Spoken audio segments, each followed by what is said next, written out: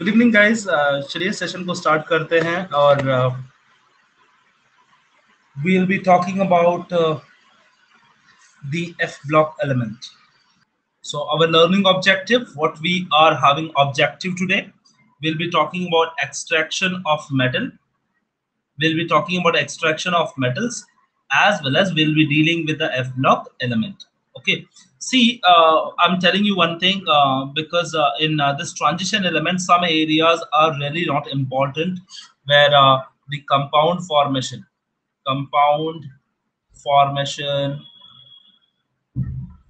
like mainly the compound of Mn and Cr. Okay, these compounds are not important because they have deleted this portion, this area. So I'm directly moving to the extraction part. आप पढ़ाई कीजिएगा, एक बार देखिएगा कि अगर उसमें कुछ doubt रह जाता है, अगर ऐसा कुछ, तो मुझे प्लीज बताइएगा, ठीक है। आप उसका पढ़ाई कीजिएगा, देखिएगा एक बार, अगर कुछ इसको डाउट रह जाता है तो प्लीज मुझे बताइएगा। Please give us important question for the chapter. Sure sure Rishikesh, by ending of the chapter, आज मतलब ending of the lecture, I will give it to you. Okay, so let's start, let's begin, and we can see, as we can see our periodic table, our favorite periodic table. So just I want to show you that we are talking about this D block. We're talking about this area and where this scandium, titanium, vanadium, and all this all we have already discussed. Now we are going to explore this portion also, lanthanum and actinum portion. Lanthanum and actinum. This is called as F block. इसको हम क्या कहते हैं? F block element कहते हैं. इसको कहते हैं हम लोग F block element. और F block element को हम लोग थोड़ा सा आज एक्सप्लोर करने जा रहे हैं। इसको हम लोग एक्सप्लोर करेंगे। इसको एक और नाम से जाना जाता है, कोई बताएगा उसका क्या नाम है? दूसरा, इसका दूसरा नाम क्या है? F block.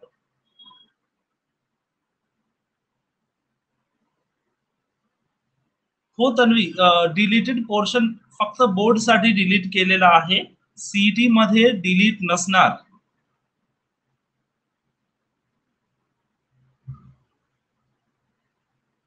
तन्वी, सीईटी मध्ये ते ते पुट करतील पण सीईटी मध्ये डिलीट नसणार, ठीक है।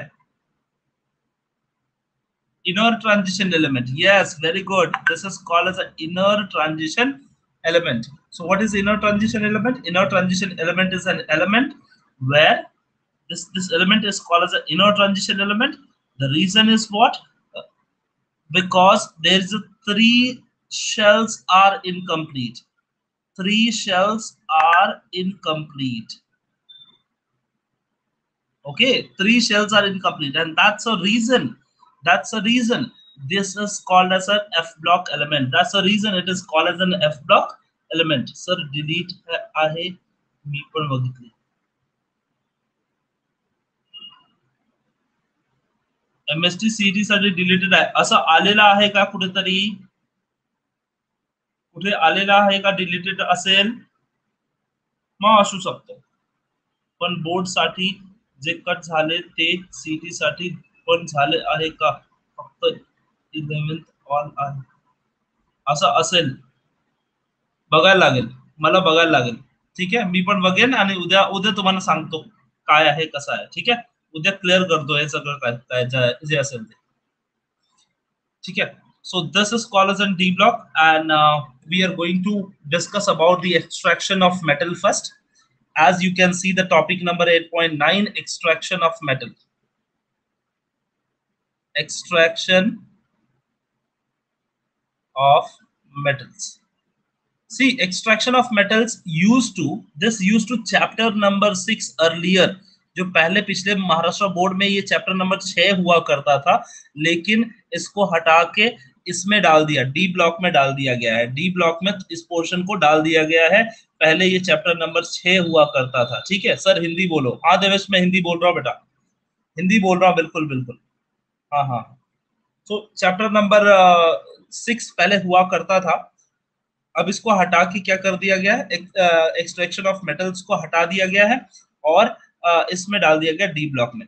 तो देखते हैं क्या है एक्सट्रैक्शन ऑफ मेटल। आप सबको पता है कि माइनिंग जब होती है ना, माइनिंग मतलब खुदाई जो होती है, जब खदानों में से खुदाई करते हैं और उस खुदाई में से जब एलिमेंट निकलता है, उस खुदाई में से बहुत सारे मिनरल्स निकलते हैं, minerals.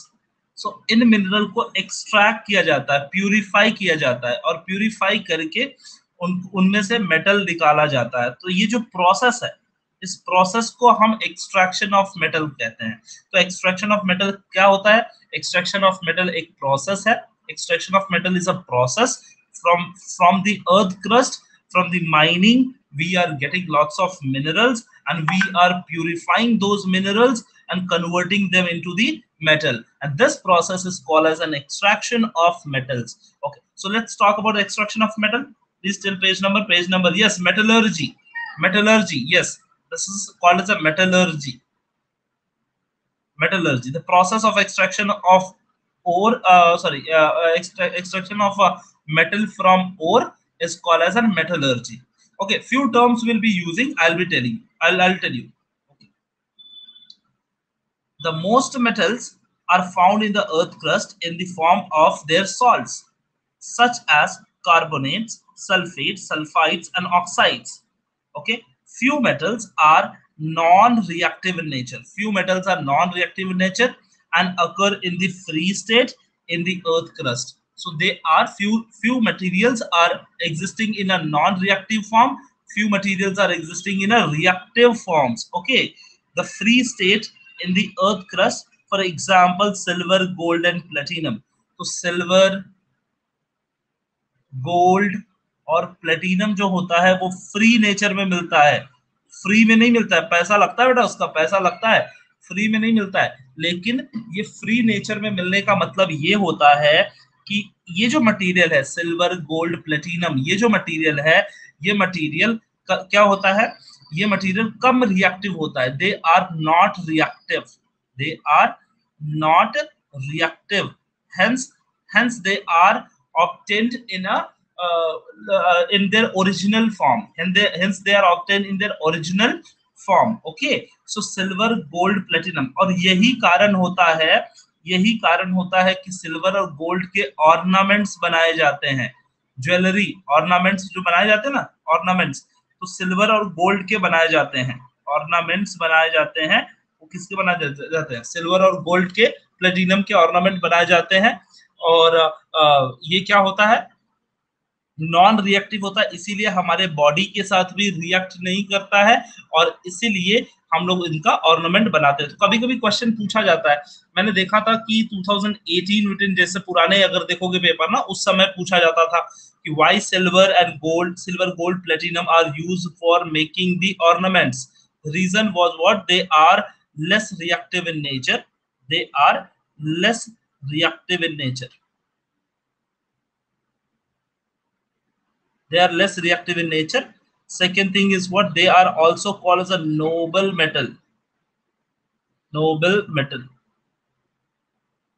they are called as a what? Noble metal. And once they are called as a noble metal, obviously they are less reactive and they are not reacting with our body. Guys, the formation of interstitial compound reduce है क्या? देखो तुम लोग अपना देख लो। हाँ, the few metals are forming this thing. Now, minerals, a naturally occurring substance found in the earth crust containing inorganic salt, solids, silicates, matter, etc. are called as a minerals. So minerals किसको कहते हैं? Minerals किसको कहते हैं?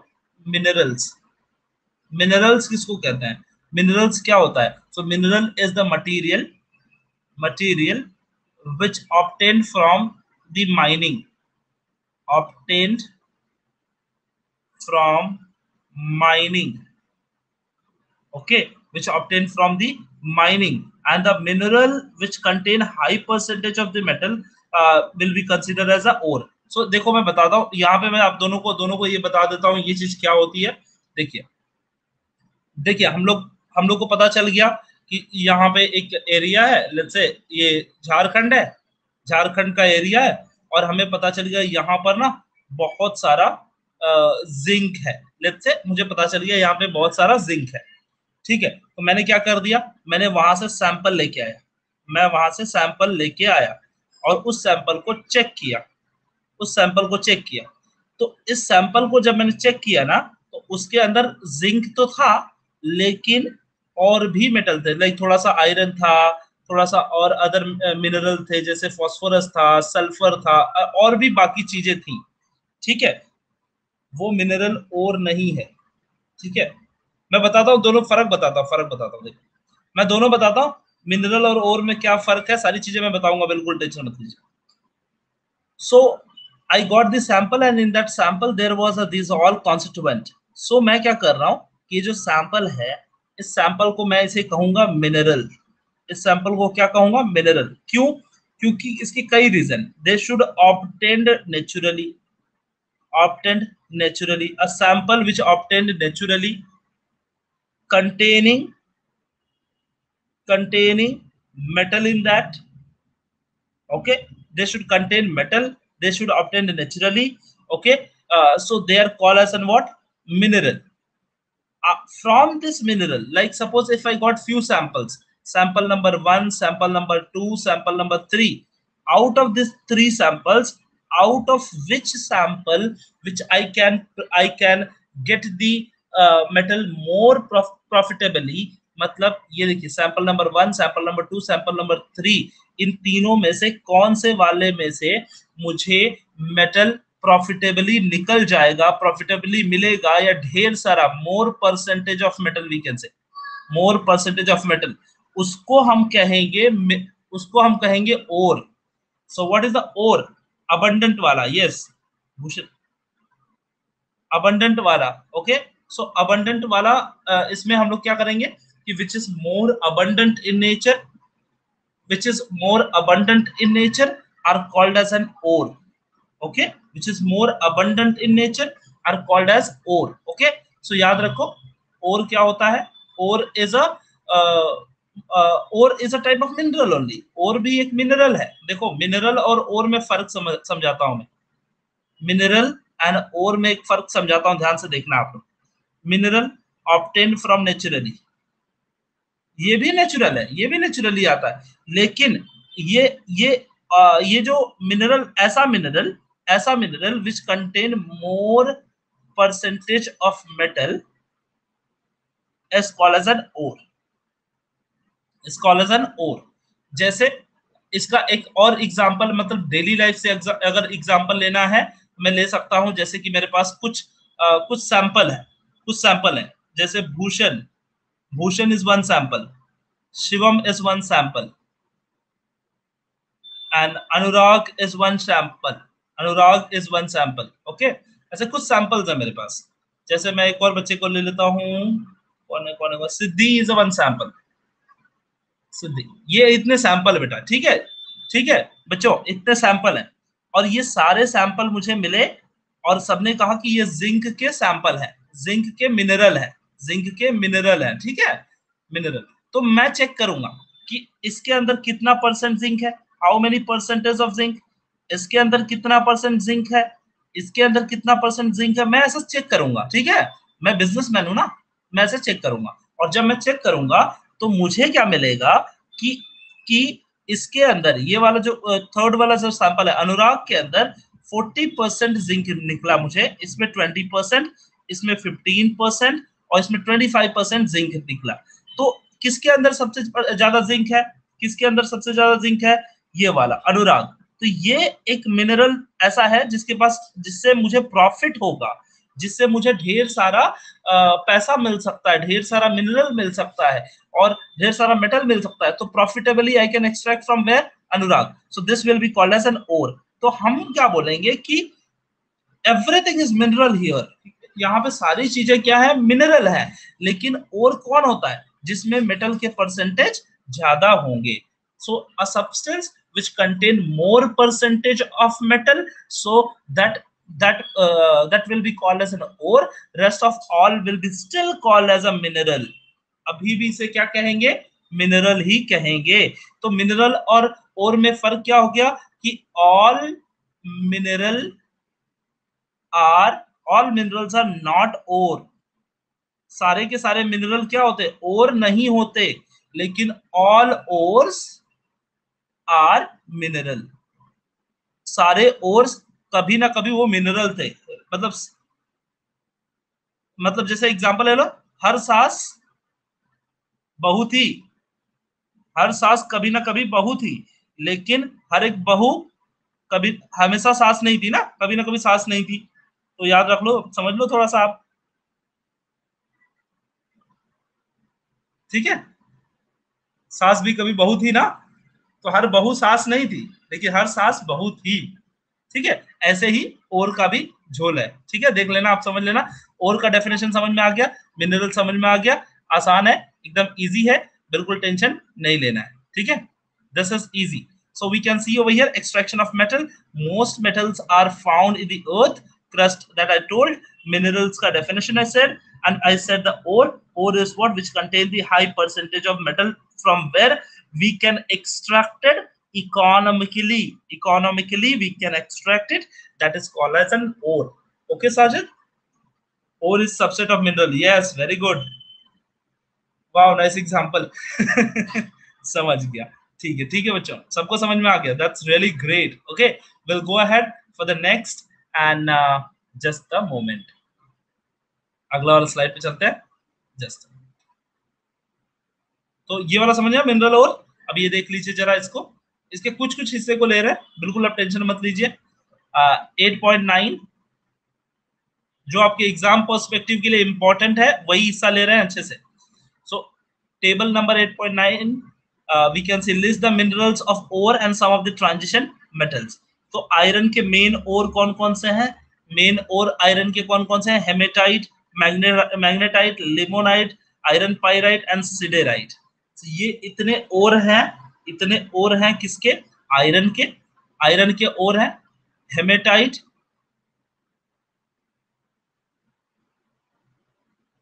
Hematite, magnetite, limonite, iron pyrite and siderite. Okay, hematite is a ore. इसको ore क्यों बोले बताओ मुझे आप? क्योंकि ये सारे लोग मिनरल हैं, इनके अंदर आयरन की कंटेंट है, लेकिन हेमेटाइट एक ऐसा बंदा है इस पूरी टीम में से जिसके आयरन की कंटेंट, मेटल की कंटेंट ज्यादा है। Metal percentage is more, percentage is there. Okay, percentage is more, so we can say it's a hematite. Is it clear?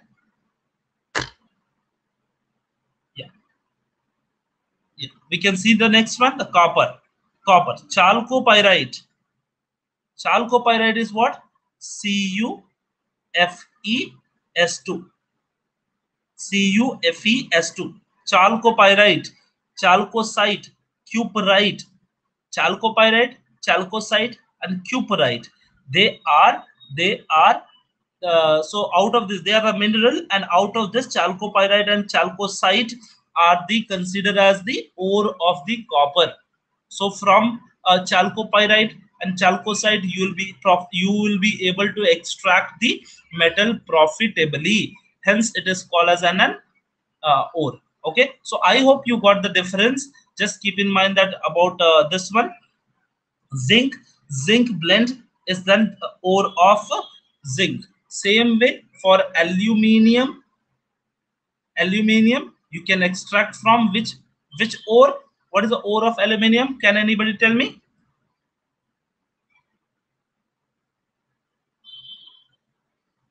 ये टेबल भी आता है एग्जाम में?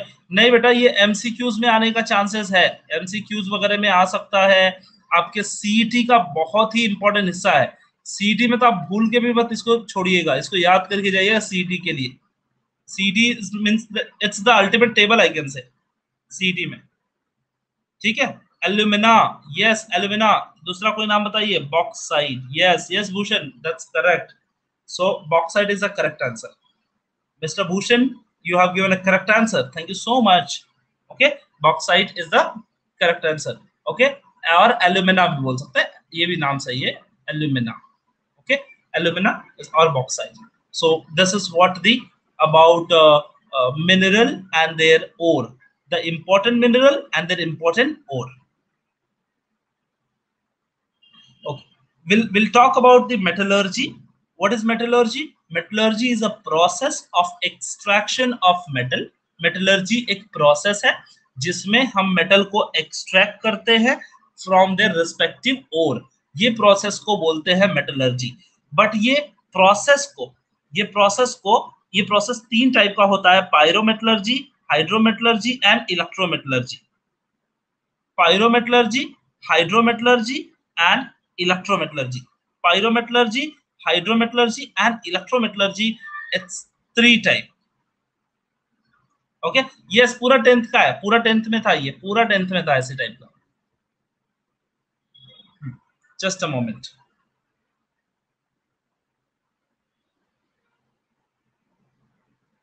यस, सो ये एक एक लाइन सिर्फ देख लेंगे, ज्यादा नहीं देखेंगे, क्योंकि हमको तो हमारा गोल दूसरा है आज। आज हमारा गोल एफ ब्लॉक का है, तो इसमें ज्यादा नहीं देख रहे हैं, बिल्कुल आप टेंशन मत लीजिए। लेकिन आउटलाइन देना बहुत जरूरी है बेटा, क्योंकि ये आपको पता भी है पहले से, तो कोई टेंशन वाली बात नहीं। ठीक है, चलिए। हाँ अनुजा, मुझे पता है थोड़े पार्ट ऐसे हैं डिलीटेड, लेकिन वो इम्पोर्टेंट होने की वजह से सीटी वगैरह के लिए बहुत बहुत ज्यादा इम्पोर्टेंट है। तो कहीं ना कहीं मुझे लग रहा है कि इसको बता देना चाहिए, कि क्योंकि इसके बेसिस पे क्वेश्चन आने के चांसेस ज्यादा होते हैं। ठीक है, तो थोड़ा देख लेते हैं, 2 ही मिनट लगेगा बेटा, ज्यादा नहीं लगाएंगे टाइम। ठीक है अनुजा? हाँ, वैसे भी तो टाइम मिला है ना, गवर्नमेंट ने तो मस्त टाइम दिया आप सबको, है कि नहीं? तो चलिए, कोई बात नहीं है, बिल्कुल टेंशन मत लीजिए, और पढ़ाई करते रहिए एकदम अच्छे से। ठीक है, रेडी हो? चले आगे। Okay, okay, let's go ahead and let's talk about the next part of this. Metallurgy, the commercial extraction of metal from their ore, is called as a metallurgy. Metallurgy is what? That I said, the commercial extraction of the metals from their ore is called as a metallurgy. There are the three major ways. First one is a pyrometallurgy. पहला क्या है? Pyrometallurgy. Pyro मतलब pyro word जैसे ही आता है आप समझ जाइए, इट्स अ हीट। इसका मतलब क्या है? It's a heat. पायरो मतलब heat. Okay, a process in which the ore is reduced to metal at a high temperature। मतलब हम क्या करते हैं, हम ओर को लेते हैं, ओर को लेते हैं और एक टेस्टी में डाल लीजिए, ओर को देखिए, ये ओर है, ये ओर है, ओर को मैंने एक टेस्टी में डाल लिया है, और उसको स्ट्रॉन्ग हीट पे हीट करते हैं, हीट करते हैं, डायरेक्टली हीट करते हैं, कुछ नहीं डालना है, कोई भी केमिकल नहीं डालना है। हाँ, सिर्फ क्या करना है, इसको सूटेबल रिड्यूसिंग एजेंट ऐड करना है, सूटेबल रिड्यूसिंग एजेंट। ओके, मतलब ओर लेना है, ओर के अंदर सूटेबल रिड्यूसिंग एजेंट डालना है और हीट करना है, बस। So the process of extracting the metal from the aqueous solution of their salt using suitable reducing agent is called as an high sorry here यहाँ पे यहाँ पे a process in which the ore is reduced to the metal at high temperature using reducing agent is called as like reducing agent, which you can say, you can use a carbon, you can use a hydrogen or aluminium, etc. is called the pyrometallurgy. So ultimately, what is pyrometallurgy? Pyrometallurgy is the process of heating the ore in presence of suitable reducing agent. Simple सी बात है। Pyrometallurgy क्या होता है? Pyrometallurgy is a process, it's a process of heating the ore, a process of heating the ore in presence of suitable reducing agent। Suitable reducing agent के presence में क्या करते हैं हम लोग? ओर को हीट करते हैं, रिड्यूस करते हैं, and this process is called as an pyrometallurgy। Hydrometallurgy is what? What is hydrometallurgy? Hydrometallurgy is again a process. Hydrometallurgy is a process of extracting metal from the aqueous solution of their salts using suitable reducing agent is called as a hydrometallurgy. So what is hydrometallurgy? Hydrometallurgy is what? It's a process of extracting metal from the aqueous solution of their salt using suitable reducing agent is called as a hydrometallurgy। Okay, so hydrometallurgy क्या होता है कि process है, ये भी एक process है, इसमें भी सूटेबल रिड्यूसिंग एजेंट यूज करते हैं, लेकिन एक्वस सोल्यूशन में यूज करते हैं।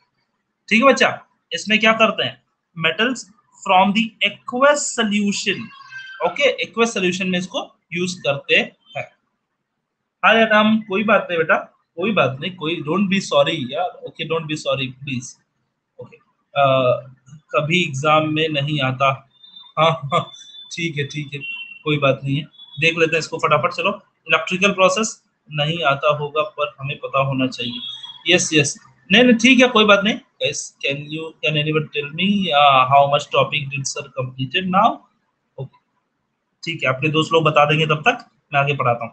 Electrometallurgy, a process in which the metal is extracted by the electrolytic reductions of molten fused NaCl is called as an electrometallurgy. So electrometallurgy is a process. Electrometallurgy is a process in which we are extracting the metal by using the electrolysis method. Electrolysis method इतना कुछ important नहीं है, आप ज्यादा इतना focus मतलब सिर्फ आप इतना जान लीजिए कि इस टर्म को क्या बोलते हैं, पायरोमेटलर्जी को क्या बोलते हैं, हाइड्रोमेटलर्जी को क्या बोलते हैं, इलेक्ट्रोमेटलर्जी को क्या बोलते हैं, इतनी सिर्फ बातें याद रखिए, कोई इतना भी ज्यादा इंपॉर्टेंट ये वाले एस्पेक्ट्स नहीं है। ठीक है, तो अगला वाला हम चलते हैं जरा।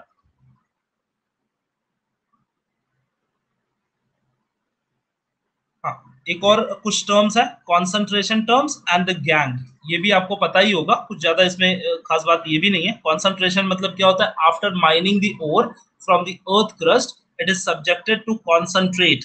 जब हम ओर में जब हम लोग जब हम लोग को ओर मिल जाता है, ओर मिल जाता है, जब हमको पहले ओर मिल जाता है, तो ओर को हम क्या करते हैं? कॉन्सेंट्रेट करते हैं। कैसे करके? वॉशिंग करके। पहले हम लोग उसको वॉश करेंगे, उसमें से डस्ट और स्टोन वगैरह कुछ रहेगा तो हैंड पिकिंग करेंगे, हैंड पिकिंग करेंगे। ओके, फिर उसके बाद उसको वाटर में डिसॉल्व करके सॉल्युबिलिटी एंड इनसॉल्युबिलिटी के बेसिस पे करेंगे।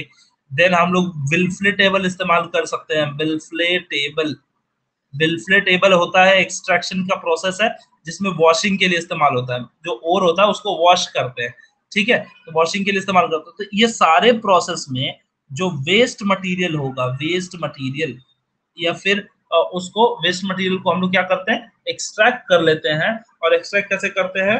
Bye using this method. Okay, so this method is used as a concentration of ore. इसको क्या बोलते हैं? Concentration of ore. So concentration of ore का मतलब ये होता है कि हम लोग ओर को कंसंट्रेट करते हैं, और उसमें से जो वेस्ट मटेरियल निकलता है उसको बोलते हैं gang, gang. Okay, so the sand, mud, and other unwanted impurity which remain mixed with ore deposit is called as an gang. So gang किसको बोलते हैं? वो जो भाई लोगों की गैंग होती है उसको गैंग तो बोलते ही हैं, उसको भी गैंग बोलते हैं, लेकिन ये वाला गैंग है जिसमें इम्प्यूरिटी होती है, इम्प्यूरिटी को बाहर निकालते हैं, उस इम्प्यूरिटी को गैंग कहा जाता है। मतलब जैसे ओर के अंदर कुछ इम्प्यूरिटी होगी जो जरूरत का चीज नहीं होगा, it's a wastage, it's a sandy particle, it can be earthy particle, it can be sand, it can be dust, it can be wooden material, कुछ भी होगा जो वेस्ट होगा, जो अनवांटेड इम्प्यूरिटी है, उसे हम लोग क्या कहेंगे? गैंग कहते हैं। ठीक है, सो गैंग कहते हैं, और इसको हम लोग सेपरेट करते हैं। तो सेपरेशन की कई टेक्निक्स है, सेपरेशन की कई टेक्निक है, ये आप लोगों ने 10th में पढ़ा था, बिल्कुल टेंशन नहीं है इसमें नया कि गैंग क्या है, और क्या है, मिनरल क्या है, ये सारी चीजें आप सबको बहुत अच्छे से आती है। Okay, using the different methods such as a washing, hydraulic classification, magnetic separation, and froth flotation, etc. So, washing method, hydraulic classification method, magnetic separation method, and the froth flotation process. ये कुछ method है इसको concentrate करने के लिए, किसको? ओर को concentrate करने के लिए कुछ मेथड्स हैं। The method chosen for the concentration depend upon the nature of ore. Method chosen for the concentration of nature of ore. मतलब जिस टाइप का ओर है, जिस टाइप का ओर है उसमें से कोई एक ओर इस्तेमाल किया जाएगा। जैसे कि मैं आपको एग्जांपल दे दूं तो आपको थोड़ा समझ में आ जाएगा। जैसे देखिए, अगर हम लोग, हमारा ओर है, हमारा ओर, उसमें मैग्नेटिक प्रॉपर्टी है। क्या कौन सी प्रॉपर्टी है? मैग्नेटिक प्रॉपर्टी है। अगर हमारे ओर के अंदर मैग्नेटिक प्रॉपर्टी है तो ये देखो, मैग्नेटिक सेपरेशन मेथड सूटेबल होगा। फ्रोथ फ्लोटेशन प्रोसेस किसके लिए सूटेबल होगा? अगर अगर हमारे ओर के अंदर सल्फर एज अ इम्प्यूरिटी है, अगर सल्फर एज अ इम्प्यूरिटी है तो उसके लिए फ्रोथ फ्लोटेशन प्रोसेस सूटेबल होगा। तो ऐसे ही कुछ ना कुछ प्रोसेस होते हैं, कुछ ना कुछ नेचर ऑफ ओर होता है कि हर किसी के लिए हर एक मेथड सूटेबल नहीं है, लेकिन कुछ मेथड कुछ कुछ के लिए सूटेबल है। ठीक है, समझ में आ रहा है? समझ में आ रहा है? Very good. अब आ जाते हैं अपने दूसरे टॉपिक का, जो हमारा है इनर ट्रांजिशन एलिमेंट। इसके कुछ पार्ट हैं, आपको एक्सट्रैक्शन का कुछ और पार्ट है, जैसे ब्लास्ट फर्नेस वाला पार्ट है और थोड़ा सा रिडक्शन ऑफ आयरन है। तो वो काफी इजी पार्ट है और वो भी आप लोगों ने पहले से किए हुए हैं, तो उस पर हम लोग ज्यादा वक्त नहीं लगाएंगे, क्योंकि अगर मैं उसको करने लगूंगा तो एक दिन पूरा हमारा निकल जाएगा उस पर और ये बिल्कुल रह जाएगा। तो जो इंपॉर्टेंट एस्पेक्ट है, जो एग्जामिनेशन पॉइंट ऑफ व्यू काफी इंपॉर्टेंट है और काफी कुछ पढ़ाना है, तो उसको जो पढ़ना है उसे पढ़ लेते हैं, उसको थोड़ा देख लेते हैं अच्छे से। ठीक है, हाँ। इनर ट्रांजिशन एलिमेंट, अगली बात हम लोग करेंगे इनर ट्रांजिशन एलिमेंट की। inner transition element is an element inner transition element is an element of the lanthanide and actinide। पहली बात समझिए, इनर ट्रांजिशन एलिमेंट कितनी खास बात यहां पर है कि इसको पहले हम इनर ट्रांजिशन क्यों कहते हैं, why we call it as an inner transition। so the reason is what they are having three shells unpaired, three shells incomplete, इनमें तीन सेल इनकम्प्लीट होते हैं, तीन सेल इनकम्प्लीट होते हैं। सो इसीलिए इनको क्या बोलते हैं, इनर ट्रांजिशन एलिमेंट। और कौन से वो सेल हैं, मैं लिख के दिखाता हूं, N-2F, N-1D और NS सेल, तीन सेल इनकम्प्लीट होते हैं, तीन सेल इनकम्प्लीट होते हैं। N-1 N-2F, N-1D and NS subshell, ये तीन सबसेल, तीन सेल्स जो होते हैं वो इनकम्प्लीट होते हैं। और यही कारण है कि इनको इनर ट्रांजिशन कहा जाता है। पहले वाले को ट्रांजिशन एलिमेंट कहते थे, क्यों? क्योंकि इसमें दो शेल्स इनकम्प्लीट थे, इसमें तीन शेल इनकम्प्लीट होते हैं, F वाला भी इनकम्प्लीट में मिल जाता है इसमें। ठीक है, सो element whose f orbital get filled filled up by the electron are called as a f block। ये देखिए सिंपल सा टर्म है, एफ ब्लॉक क्यों कहते हैं, एफ ब्लॉक किसको कहते हैं? तो आप सिंपल से टर्म में आप याद रखिए, एफ ब्लॉक उसको बोलते हैं जहां पर last electron enter into F subshell, last electron enter into F subshell is called as an F block element. Second point is what? These elements are placed separately at the bottom of the periodic table। हालांकि मैंने periodic table दिखाया था, अगर आपको देखना है तो मैं पीरियोडिक टेबल यहां फिर से निकाल देता हूं और आप देखिए जरा इसको, इस पीरियोडिक टेबल में देखिए कि इसके लास्ट में अगर आप देखेंगे तो आपको क्या लिखा है, लास्ट में इसके शेल्स को दिखाया गया है। देखिए, कैन यू सी नाउ? ये देखिए, ये वाला लेंथेनम सीरीज और एक्टिनम सीरीज, यहाँ पे देखिए लेंथेनम सीरीज है, ये लेंथेनम का सीक्वेंस है। ध्यान से, अगर आपको किसी को डाउट हो रहा है तो यहाँ पे देखिए कौन सा नंबर है, यहाँ पे 57, 57 के बाद 72 नहीं आना चाहिए, 72 आना चाहिए, ये बताओ जरा, तो नहीं आना चाहिए ना, 72 नहीं आना चाहिए। तो किसी ने पूछा क्यों नहीं कि मतलब आप लोग नहीं, मतलब उस टाइम पे भी पूछना चाहिए था कि तुम लेंथेनाइट तुमको गिनती आती है कि नहीं आती है, 57 से 71 72 कैसे आ गया, और 89 से सीधा 104 आ गया, बीच में कहाँ खा गए क्या? तो उसने बहुत होशियार था, उसने बताया कि नहीं सर, लेंथेनम के बाद सीरियम, प्रिजोडाइमियम, नियोडाइमियम, ये सारे एलिमेंट है, ल्यूटीशियम तक 71 और फिर 72 कंटिन्यू होता है। देखो 57, फिर 58, 59 और ऐसे करके 71, फिर 72 चालू हो जाता है ऐसे सीक्वेंस में। इसका मतलब यही छुपा के रखा है, यही इनको छुपा के रखा गया है लेंथेनम सीरीज को। ऐसे ही इसका 89 देखिए, 89 के बाद 90, 91, 92 और फिर 103, फिर 104 देखो यहाँ आ गया, रुदरफोर्डियम।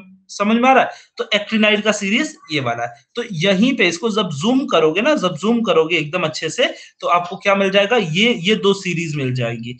पहली वाली सीरीज को लेंथेनम सीरीज कहते हैं, क्यों? क्योंकि इसका पहला बंदा जो है, पहला रिप्रेजेंटेटिव कौन है, लेंथेनाइड, इसीलिए इस सीरीज का नाम है, ये देखो पहला बंदा इसका कौन है, लेंथेनाइड, इसीलिए इसका नाम है लेंथेनम। ओके, और इसका पहला बंदा कौन है, एक्टिनाइड, इसीलिए इसका नाम है एक्टिनम। ठीक है, एक्टिनम सीरीज एंड लेंथेनम सीरीज, बात समझ में आ रही है? तो इनको ही एफ ब्लॉक एलिमेंट बोलते हैं। इनका पोजीशन क्या है, अगर पोजीशन पूछोगे तो देखो थर्ड ग्रुप में, तीसरे ग्रुप में सिक्स्थ पीरियड और सेवेंथ पीरियड में ये लोग हैं। Third group sixth period and seventh period, ठीक है। थर्ड ग्रुप में सिक्स्थ पीरियड और सेवेंथ पीरियड में ये वाले एलिमेंट मिलते हैं आपको, और इसीलिए इनको कहा जाता है, इसीलिए इनको क्या कहा जाता है, इनर ट्रांजिशन एलिमेंट और एफ ब्लॉक एलिमेंट। उसका रीजन भी मैंने बता दिया। और एफ ब्लॉक क्यों बोलते हैं, क्योंकि लास्ट इलेक्ट्रॉन इनके एफ ब्लॉक में जाते हैं। और अब हम जब बात करेंगे तो इन एलिमेंट की बात करेंगे, एफ ब्लॉक के लिए इन एलिमेंट की बात करेंगे डिटेल में, ठीक है। बातें समझ में आ रही हैं? ठीक है, वेरी गुड, समझ में आनी चाहिए, बहुत जरूरी है। हाँ, यस, 68 एरम है क्या? ओके,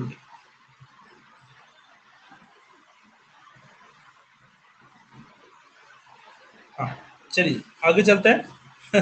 68 एरम, अच्छा नहीं नहीं, अपने नाम से याद रखना तो याद रख लीजिए, ठीक है। हाँ, तो हाँ ऐसे याद रख लीजिए, कोई बात नहीं, ठीक है। Okay, we'll go to the next and we'll talk about the next wala part. Just a moment. So here we'll talk on this. यहाँ पे देखिए, वही मैं बता रहा था, इनर ट्रांजिशन एलिमेंट मैंने बता दिया क्यों होता है इनर ट्रांजिशन एलिमेंट। मैंने बताया एफ ब्लॉक एलिमेंट क्या होता है कि जिसके लास्ट इलेक्ट्रॉन एफ ब्लॉक में आ जाते हैं उनको एफ ब्लॉक एलिमेंट कहा जाता है। And these element are placed separately at the bottom of the periodic table and they are subset of sixth and seventh period, they are subset of sixth period and seventh period, okay। Sir अपना अपना number choice कर लो, ठीक है, हाँ अपना अपना number सब लोग चॉइस कर लो भाई, सही बोल रही है आंचल, ओके। हाँ, चलिए आगे चलते हैं। नेक्स्ट वाला ये तो हमने देख लिया, पीरियड टेबल हमने देख लिया था। जस्ट अ मोमेंट, मैं आपको अगले वाले पे लिख सकता हूँ, ये देखिए। हाँ, तो एफ ब्लॉक में और कुछ क्या खासियत है वो बताता हूँ मैं। Since F block element, since f block element lies much inside the d orbital, जैसा कि f ऑर्बिटल जो है वो d ऑर्बिटल के अंदर ही है ना, तो in relation to the transition metals f block elements are called as an inner transition element, they are called as an inner transition element. These elements have 1 to 14 electrons, they are having 1 to 14 electron in their f orbital, 0 or 1 in the penultimate energy level and 2 electron in the outermost orbitals. The lanthanoids are characterized by the gradual filling of the 4f electron, and actinide are characterized by the gradual filling of the 5f orbital. So lanthanide में 4f orbital होता है, actinide में कौन सा orbital होता है, 5f orbital होता है, 5f ऑर्बिटल होता है, और इसमें क्या होता है, 4f ऑर्बिटल होता है, किसमें, लैंथेनाइड और एक्टिनाइड में। There are 14 element filling the f orbital in each series, 14 elements are filling the f orbital in each series. The relative energies of wait a second,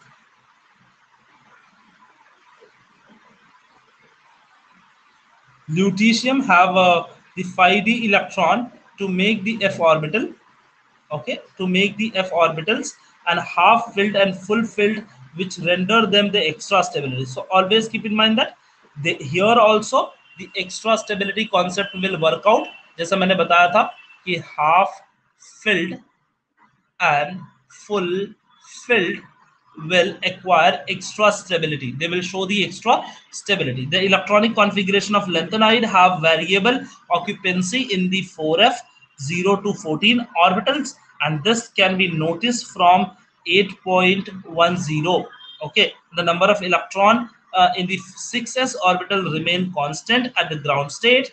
The valential electronic configuration of these elements thus can be represented as n-2f0 to 2, मतलब मैंने बताया था ना कौन सा वाला shell incomplete होगा, तो 3 शेल इनकम्प्लीट होगा, n-2f, n-1d and ns, okay, so these shells will be incomplete, okay. The electronic distribution of the different orbital and their ground state excited will be shown in the table में दिया है, लेकिन मैंने इसमें आपको mention नहीं किया, यहाँ पे मैं बता देता हूँ। इलेक्ट्रॉनिक कॉन्फ़िगरेशन, आप सबको इलेक्ट्रॉनिक कॉन्फ़िगरेशन आता ही है, तो जैसे डी ब्लॉक का इलेक्ट्रॉनिक कॉन्फ़िगरेशन था वैसे ही इसमें भी इलेक्ट्रॉनिक कॉन्फ़िगरेशन होगा, ठीक है। तो वो चीजें आपको याद रख लेनी है, बिल्कुल। यस अनुजा ने बोला है ब्रेकआउट लीजिए, चलिए ब्रेकआउट कर लेते हैं पहले और फिर वापस आते हैं इसको इनर ट्रांजिशन एलिमेंट को एक्सप्लोर करने के लिए, ठीक है बच्चों। चलिए ब्रेकआउट कर लेते हैं, और ब्रेकआउट करने के लिए मुझे बताइए कि आपको कौन सा चैप्टर में इंटरेस्ट है कि उस चैप्टर के क्यूबिक क्वेश्चंस को हम लोग प्रैक्टिस कर सकते हैं।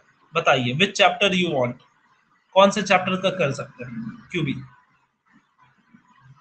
कौन से चैप्टर का एमसीक्यूज करना है। सॉलिड स्टेट सॉल्यूशन, चलो सॉल्यूशन किया जाए, चलिए चलिए सॉल्यूशन किया जाए। बहुत सारे लोग बोले हैं, चलो चलो चलो सॉल्यूशन किया जाए पहले, फिर सॉलिड स्टेट कर लिया जाएगा, कोई बात नहीं है।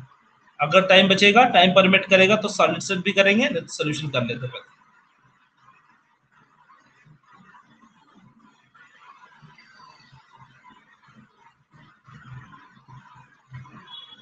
चलिए पहला सवाल आपके स्क्रीन पर ये रहा, which of the statement of the solutions for the sucrose, ये देखिए इसका आंसर जरा फटाफट दीजिएगा।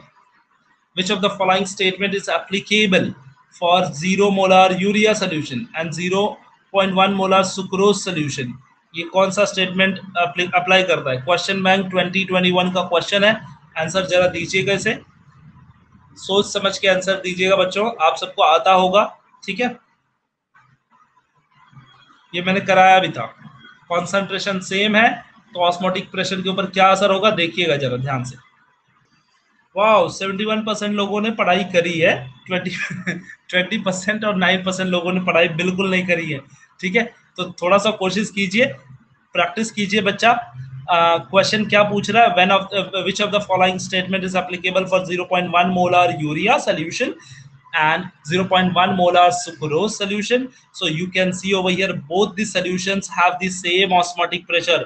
दोनों के दोनों सॉल्यूशन में क्या है, ऑस्मोटिक प्रेशर दोनों के दोनों सॉल्यूशन में सेम है, they are having the same osmotic pressure, so both the substances are having the same osmotic pressure. ये बात आपको अच्छे से याद रख लेनी है ये क्वेश्चन के अंदर का, ठीक है। ये आपका क्वेश्चन जो क्यूबी का ही क्वेश्चन है, तो बिल्कुल मिसअप मत कीजिए, गड़बड़ हो जाएगा, ठीक है। तो चलिए अगले क्वेश्चन की तरफ चलते हैं, ठीक है। अगले क्वेश्चन के लिए तैयार हैं आप सब? चलिए अगला क्वेश्चन देखते हैं, क्यूबी का ही क्वेश्चन है ये भी, और इस क्वेश्चन को भी देखते हैं। और ये आपके स्क्रीन पर ये रहा क्वेश्चन, थोड़ा सा पढ़िएगा इसको अच्छे से क्वेश्चन को और फिर आंसर कीजिएगा। मैं चाहता हूं कि मेरे 100% बच्चे यहाँ पर आंसर करें और सही आंसर करें, ठीक है। तो प्लीज जरा देखिएगा। ओके फिर से इसमें कुछ बच्चों ने गड़बड़ कर दिया है, 53% स्टूडेंट लोगों ने सही आंसर दिया है, लेकिन still I am getting that students are getting confuse. The freezing point depression constant of the solvent is directly proportional to molarity of the solution. It's directly proportional to what? Molarity of the solution. ठीक है बच्चा, तो इसको जिसका गड़बड़ हो रहा है उसे सिर्फ एक बार देख लीजिए क्वेश्चन को वापस, आपको याद हो जाएगा ये हमेशा के लिए।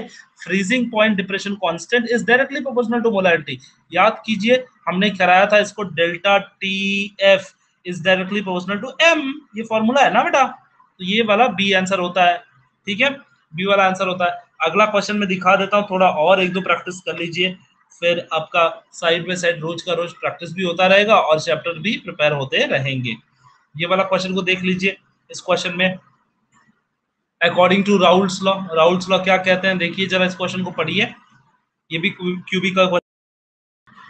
Yes, here also only 48% people have given a correct answer and rest of others have committed the error.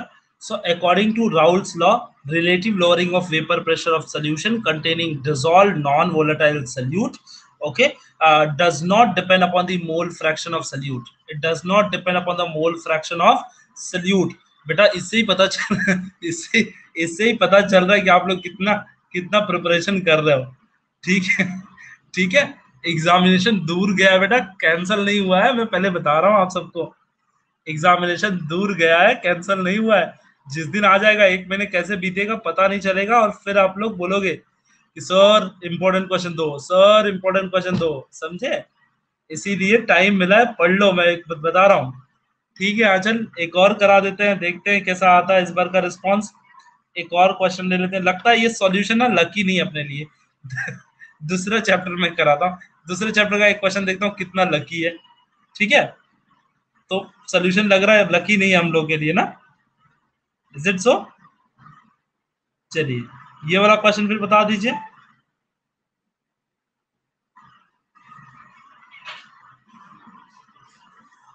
नहीं जान दीजिए, और डिफिकल्ट हो जाएगा मेरे को लग रहा है। चलिए इसी को बताइए, इस क्वेश्चन को बताइए। ये एकदम इजी पूछ रहा हूं, आप तो बता दो। आपका समय समाप्त हो रहा है और फटाफट आंसर करिए। The theory which explains the amphoteric nature of water. कौन सी थियोरी है जो एम्फोटेरिक नेचर बताती है? Wow, 70 and 30, good relation. Lewis theory नहीं बताती है बच्चा, लुईस थियरी कभी नहीं बताती है कि एम्फोटेरिक नेचर ऑफ वाटर है कि नहीं है, कि कैसा है। वाटर की थियरी सिर्फ ब्रॉन्स्टेड लॉरी बताती है। ब्रॉन्स्टेड लॉरी से पता चलता है कि वाटर जो होता है वो एम्फोटेरिक नेचर होता है। ये बात कैसे पता चलता है? ब्रॉन्स्टेड लॉरी थियरी से। ठीक है, तो याद रखिए, ब्रॉन्स्टेड लॉरी ने बताया था कि पानी खट्टा है कि मीठा है। ठीक है, इतना याद रखो, ऐसे टाइप की याद रखो तो याद हो जाएगा। ठीक है, चले एक और क्वेश्चन देखना है इसी टाइप का, जो आपकी क्यूबी का है। चलिए देखते हैं ये क्यूबी का थोड़ा सा दमदार सा क्वेश्चन, कितने बच्चे कर पाते हैं इसको। ये तो गड़बड़ होगा मुझे लग रहा है, फिर भी बताइए जरा इसका, इसका आंसर बताइए जरा, फटाफट सोच के बताइएगा एकदम।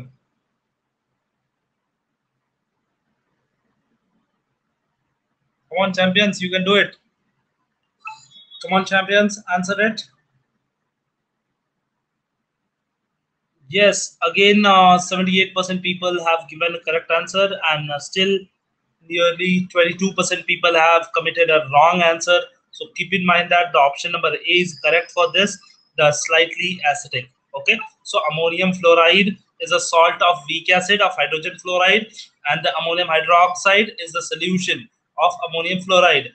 Okay, so what will be the so it will be basic in sorry, slightly acidic in nature, slightly acidic nature में होगा। ठीक है बच्चों, तो इस हिसाब से आप प्रैक्टिस करते जाओ, रोज का रोज ऐसे क्वेश्चन करोगे तो हो जाएगा। आंचल अनुराग ने गड़बड़ किया क्या आंचल?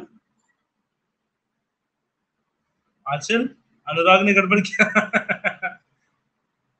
ठीक है ठीक है, तो ग्रुप में बता सकते हैं ना आपस में। आंचल उसको बोले नहीं कि ये ए वाला सही रहेगा, तू बी वाला क्यों मार्क कर रहा है, सॉरी सी वाला क्यों मार्क कर रहा है, उसको बोलना चाहिए ना ग्रुप में।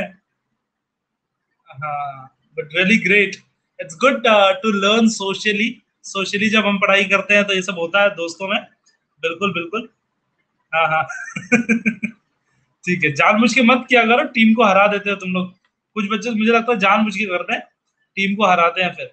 सो टीम वन पे है, मतलब रैंक वन पे जो टीम है वो ऑल स्टार टीम है, और टीम नंबर टू जो है वो है हॉटशॉट टीम, और टीम नंबर थ्री जो मैजिशियन टीम है, टीम नंबर फोर बीट्स है। मैं बता दूं कि ऑल स्टार के जो स्टार्स हैं वो मदीहा महरीन है, मोहम्मद एजाज है, रुतुजा है, Shriya Shinde is there, and Atul Naik is there. तो ये लोग चैंपियन है, इन्होंने सारे आंसर्स बराबर किए। इसका मतलब यही बच्चे हैं जो रेगुलर रिवीजन करते हैं। ठीक है, लेकिन कुछ टीम ऐसी भी है जिसको मार्क्स तो कम मिले हैं लेकिन 100% करेक्ट आंसर आए हैं इनके, जैसे मैजिशियन टीम। मैजिशियन टीम को भी 100% करेक्ट आंसर आए हैं मेरे ख्याल से। चैंपियन टीम की को भी क्वेश्चन अच्छे आए हैं, भूषण की जो टीम है। ठीक है, तो अच्छे है, अच्छा है, प्रैक्टिस करते रहो, कोशिश करते रहो। ठीक है,